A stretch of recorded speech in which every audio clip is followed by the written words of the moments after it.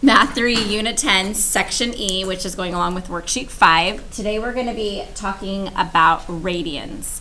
On a circle, we've been talking about our angle measurements, but it doesn't take into account basically the arc. And so with our radians, we are able to do that. Okay, so we know that R is the radius of a circle here, okay? And so what they're doing is doing the arc divided by R gives us our radians. Okay, so because this is all new for us, we are going to practice here a little bit, but here is some information for you. Okay, so we're dealing with a circle. We know the circumference of a circle is 2 pi r. Okay, so the distance around our total circle, so we're going to make a little note up here, is 2 pi r. So we start here at 0. But as you go all the way around the circle, you end up back here at 2 pi. Okay, so in a unit circle, the radius r is always equal to 1. Okay, so the circumference of this unit circle is 2 pi times 1, which is just 2 pi. So we now have a relationship between degrees and radians. So 360 degrees equals 2 pi radians. Is that okay? All right, and so let's just talk here a little bit more about this circle. So if the whole circle is 2 pi, then if I'm just going half of the circle, that is going to be what? 1 pi or pi. Okay, and we might end up changing some of these how they look.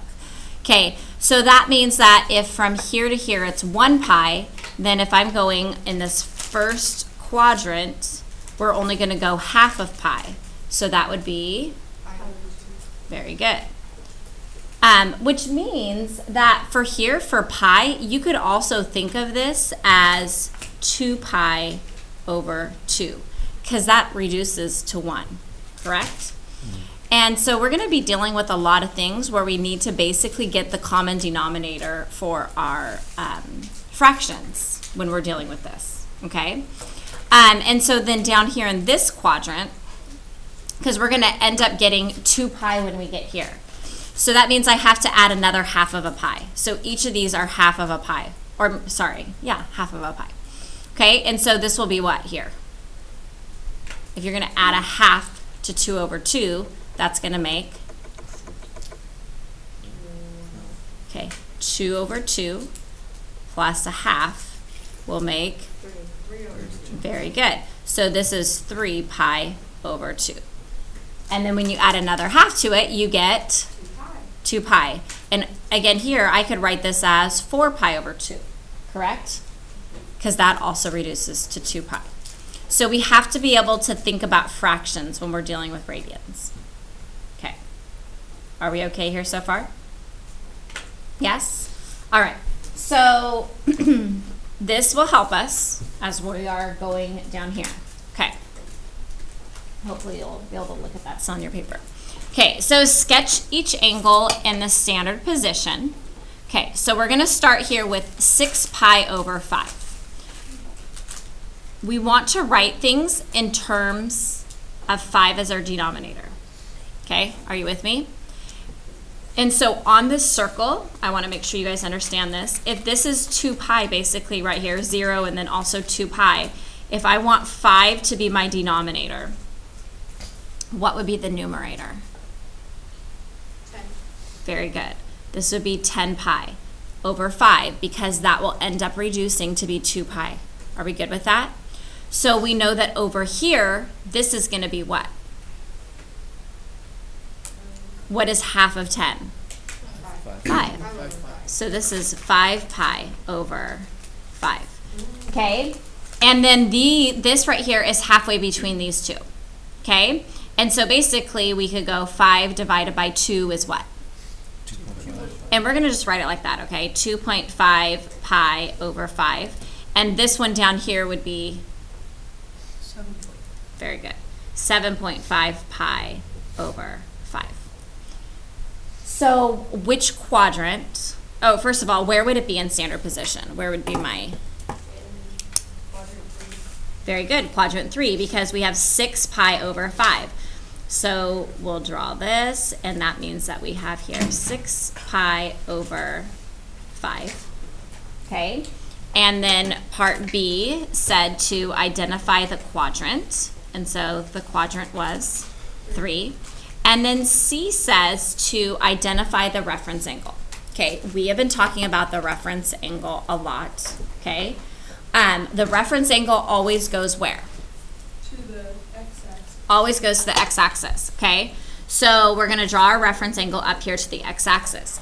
So in some ways, I think this one's a little easier in terms of reference angle, because we want to get, what am I going to go to, or what am I going to take away in order to get this to be 5 pi over 5?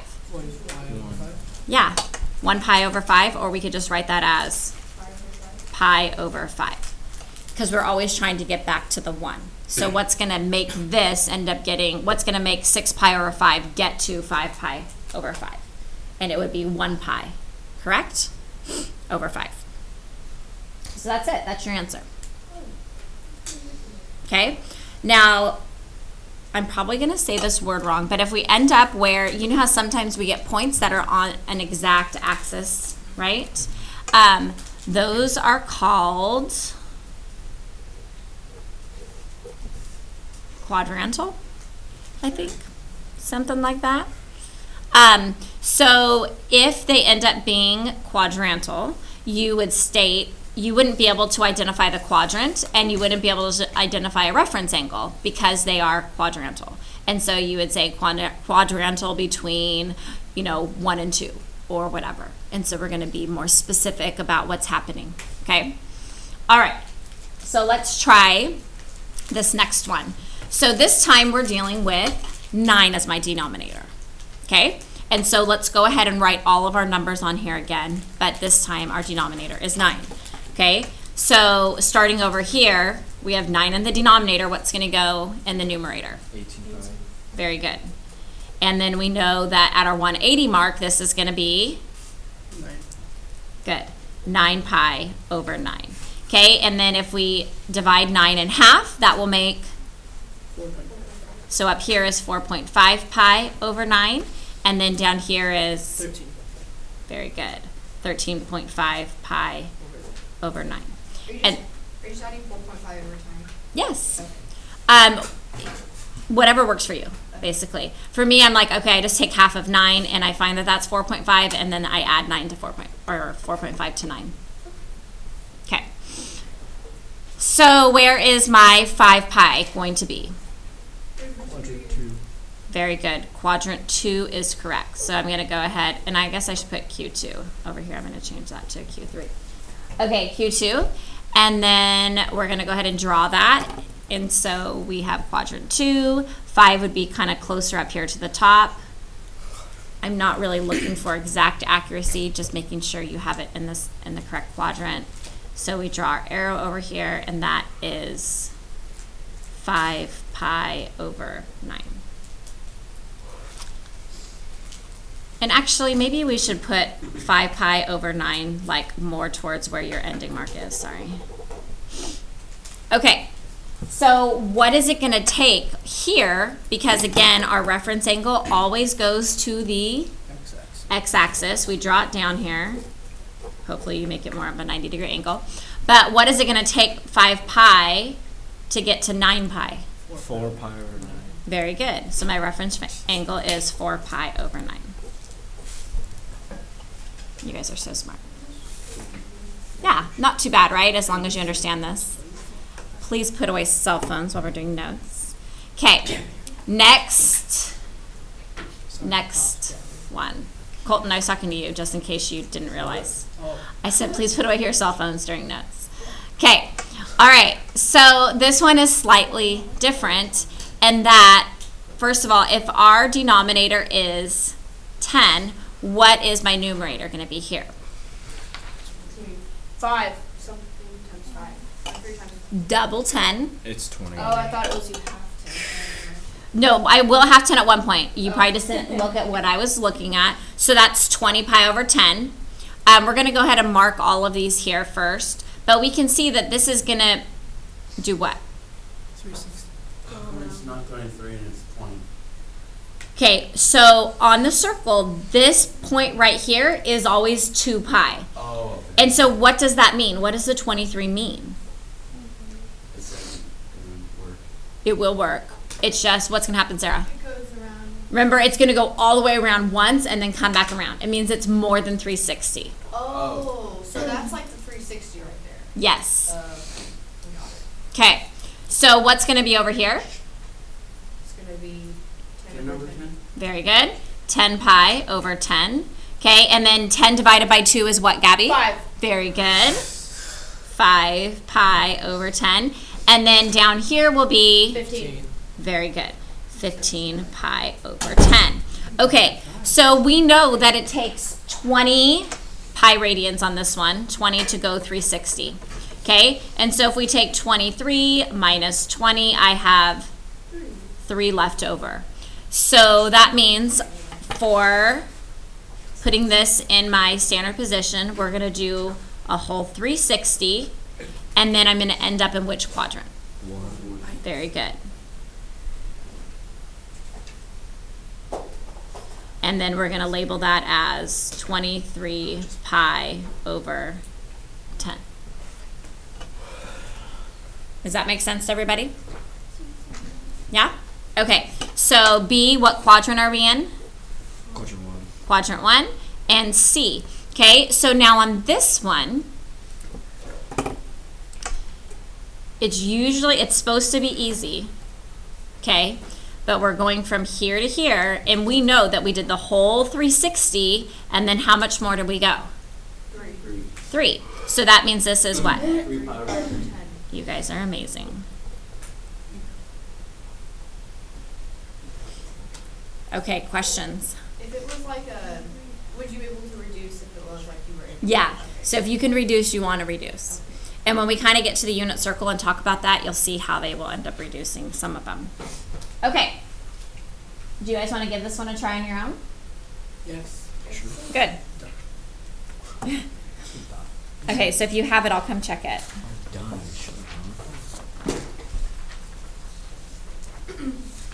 Good. And I'm gonna like look at your reference angles too.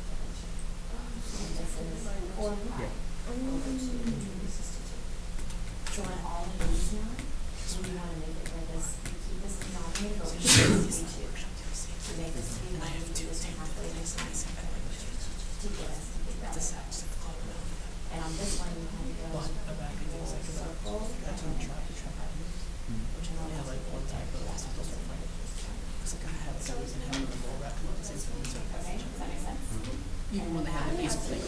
So like crap. Okay.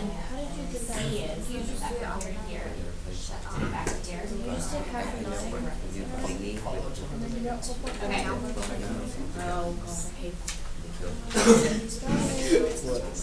Did you just tell us your rifle went upstairs? It's not too bad. So it should be 2 pi over 9. You have to write this in fraction. Okay, no, that makes sense. Okay, and you're in quadrant 3. Yeah. Okay, good. All right, so it should have been in the, not the 4th quadrant, Yeah. and 2 pi over 9. Yep. Okay, so I'll just kind of go through this one quickly just to make sure all your numbers are correct. And so common denominator is 9, which means this would be 18 pi over 9. This is 9 pi over 9. We know that when we divide 9 by 2, we get 4.5 pi over 9. And then this, we'd add the 4.5 to 9 and get 13.5 pi over 9.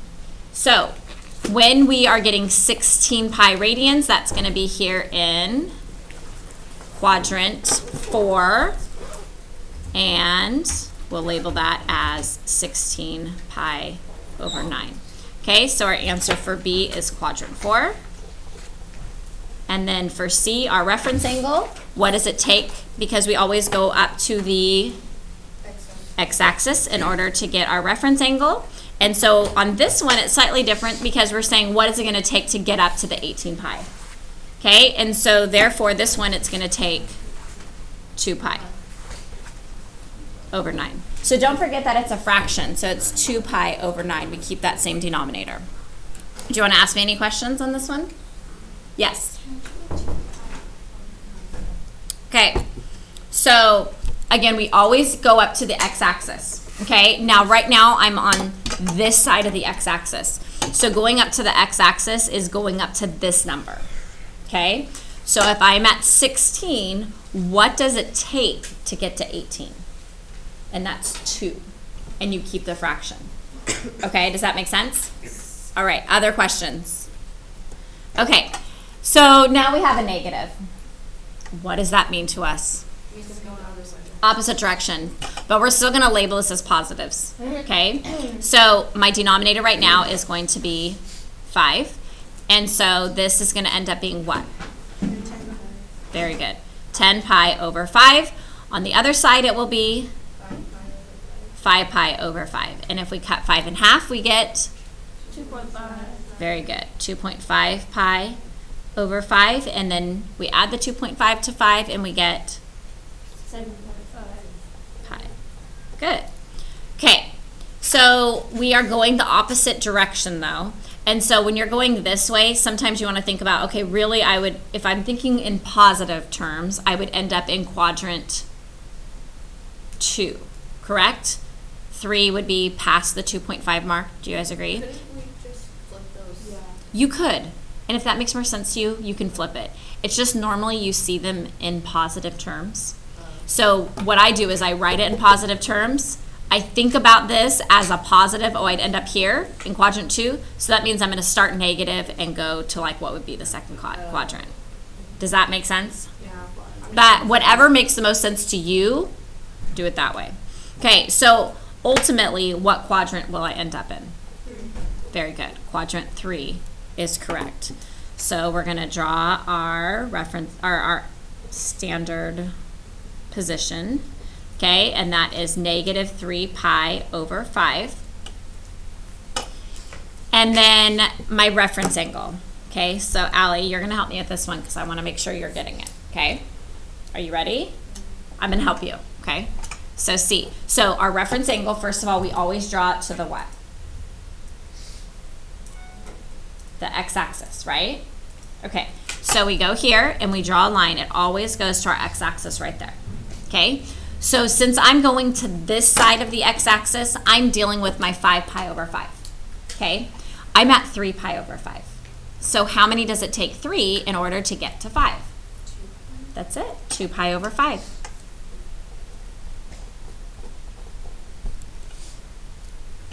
Questions? All right. Do you guys want to give that next one a try on your own? Okay. Let's see if you remember how to write this.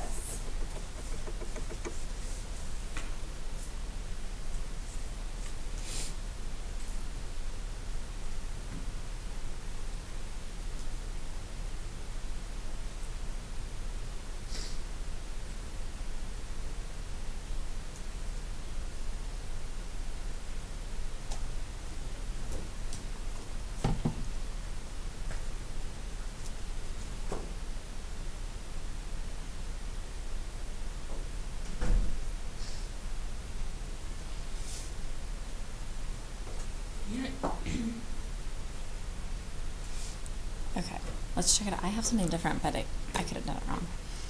It's possible. Okay, I'm going to start here. Okay, so we're dealing with 3. Oh, you know what? We weren't going to deal with 3. We were going to deal with 2.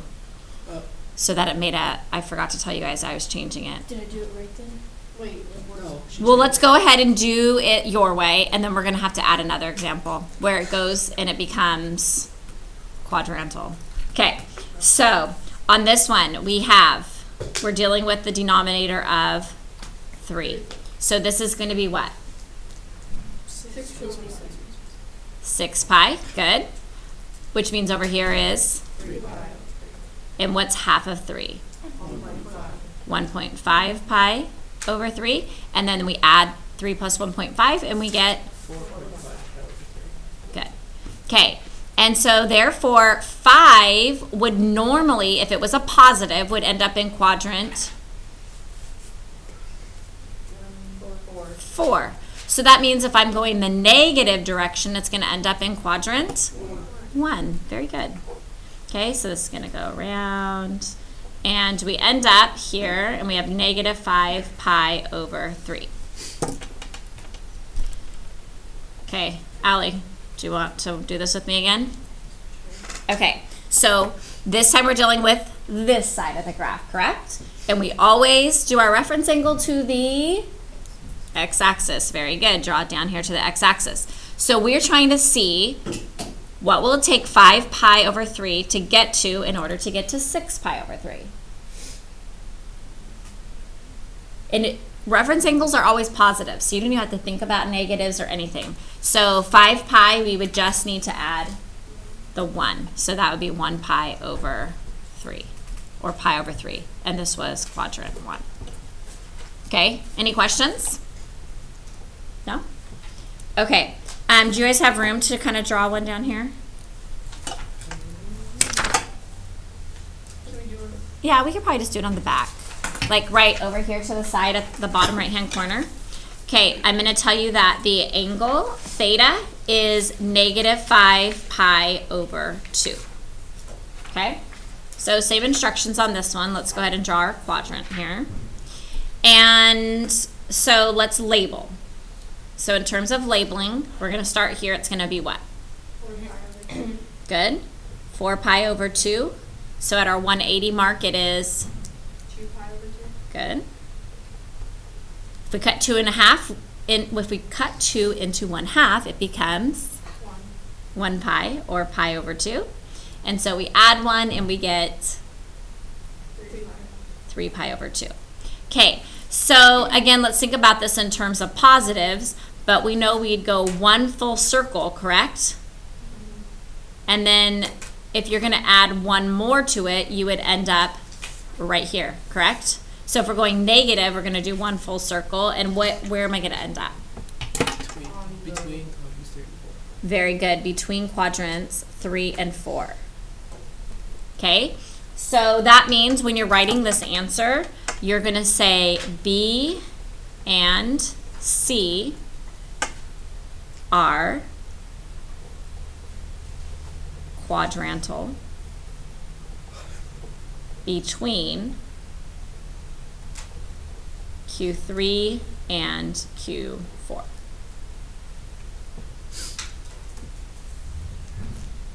Okay, questions? Are we okay with that? Yeah?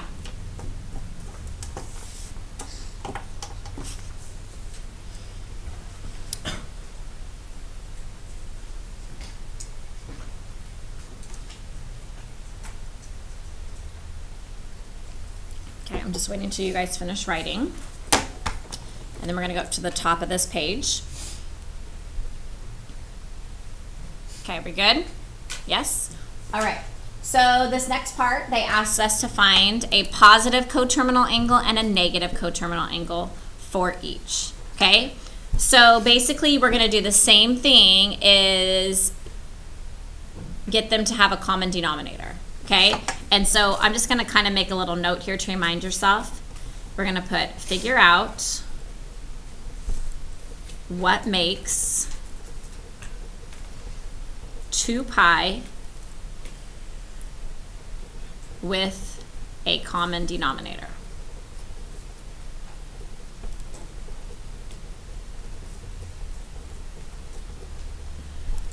Because basically when you're going to do your positive coterminal angle, you're going to add a 2 pi because you want to go all the way around one more time, right? And for your negative coterminal angle, you're going to subtract 2 pi in order to get to that same location going the opposite direction. And so I really feel this is actually going to be pretty easy.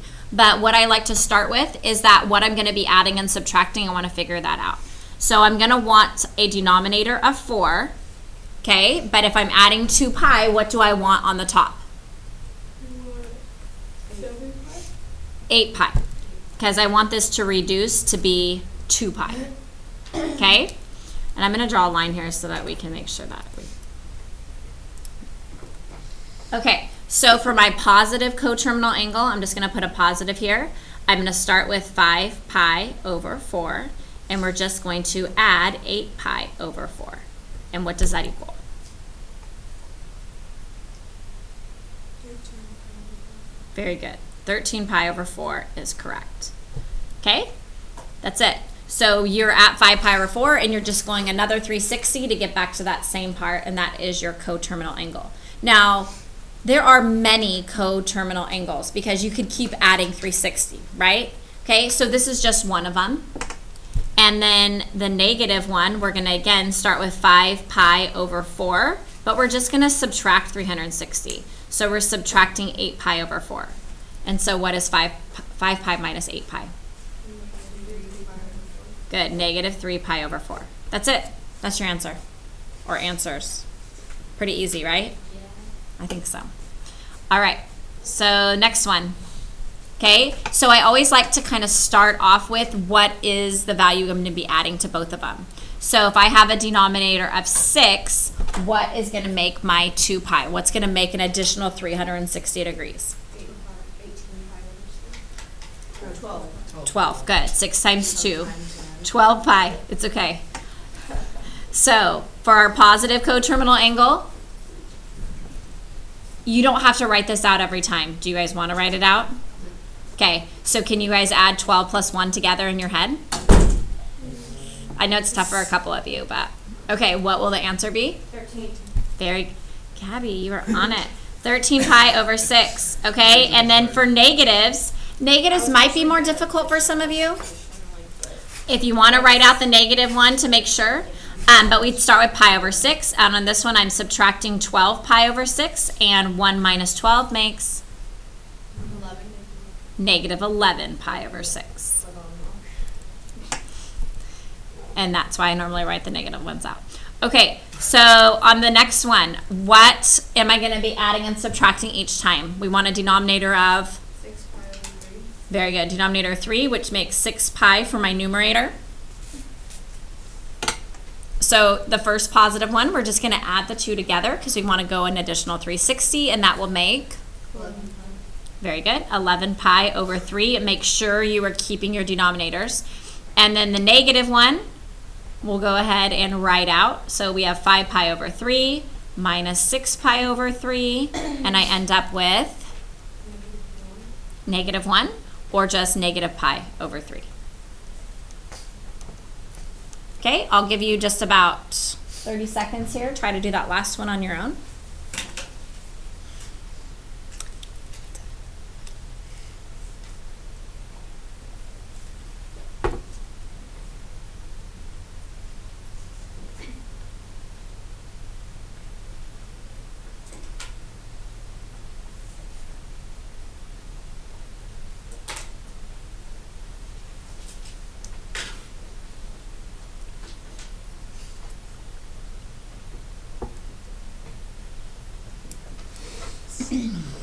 Okay, so what am I dealing with? What's my denominator's 2, so I'm going to have 4 pi over 2.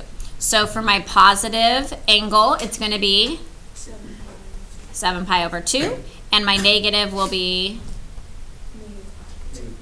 Very good, negative pi over 2. Any questions? Okay, this next part is a review. It says to find the ordered pair on the unit circle for each angle. Okay, so 300 degrees. We know the whole circle is 360. Which quadrant does 300 degrees end up being in? 4. Okay, so it goes something like this. We're going to go ahead and draw this. This is 300 degrees. Okay, now your reference angle. Okay, And Allie, I know you are struggling with this one as well, so I just want to make sure you get it, okay? Please don't be mad at me. All right, so our reference angle, we always draw it up to the, very good. Okay, now, since we are dealing with quadrant 4 here, this is 360. So we're trying to figure out 300 would take what to get to 360? 60. My reference angle is 60 degrees here. Okay, now, we don't actually have to do all this stuff anymore because we know how to fill out our unit circle. Okay, if you go to your unit circle right now, what is the ordered pair at 300 degrees? 1/2 and then negative 3. Correct. Root 3? Yeah, there you go. Yeah. Okay, so the ordered pair is 1/2 and negative root 3 over 2. Okay, and if I were to bring up my unit circle here real quick, here is my 300 degree mark, and that is my ordered pair. So again, if you have your unit circle and you fill this out, you don't have to go through, because could you figure out the ordered pair here? Definitely. Okay, this is a 30, 60, 90 triangle. You know across from your 30 is 1, across from your 90 is 2, and across from your 60 is root 3. And then you would have to go through and figure out what is that ordered pair there using your trig functions. Cosine is your x, sine is your y. But you've already done all that when you've made your unit circle, and so that's just work that you don't have to do. Okay? All right. You guys ready for the next one? Okay. So Wait, that's it? that's it. They just wanted you to give them the ordered pair. Okay. Here, Can I borrow this real quick? yes. Here, we have that this side is 12 over 13. Okay? Which means our one side is actually what? 13. Because we always want to have, very good, common denominators. Okay, so how could I figure out, and again, remember, we can just look at our numerators when we're dealing with this. How could I find out that missing side? You could do The Pythagorean theorem, okay? And so we would write that out as 12 squared plus, I'm going to go x squared equals 13 squared. 12 squared is 144 plus x squared equals, and then 13 squared is, very good. We subtract 144 to both sides, and we get x squared equals 25. Very good. So next we square root both sides, and we get that x is equal to, could either be positive or negative 5, but it's only going to be one of them. And so what is it going to be over here? Very good. How is it negative 5? How do you know? Because it's on the other side of it's on quadrant 2. Very good. Quadrant 2. It's going the negative side of the x-axis. Very nicely done. Okay, so what will be my ordered pair here for this point?